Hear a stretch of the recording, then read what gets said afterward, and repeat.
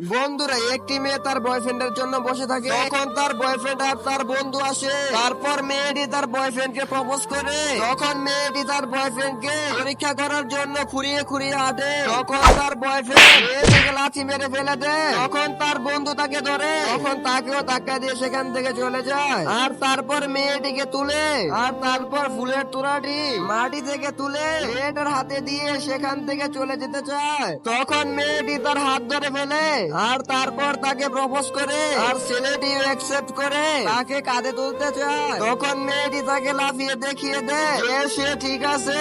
তারপর মেয়েটি তার পকেট থেকে অনেকগুলো টাকা আর মার্সিডিজ গাড়ির চাবি বের করে ছেলেটির হাতে দিয়ে দেয়। তারপর বলে চলো যাওয়া যাক। তারপর রিমোটে টিপ দিয়ে মার্সিডিজ গাড়িটা বের করে তারপর ছেলেটির হাতে রিমোটটা দিয়ে দেয়। আর তারপর সেখান থেকে চলে যায়। বন্ধুরা, ভিডিওটি ভালো লাগলে অবশ্যই লাইক সাবস্ক্রাইব করবেন।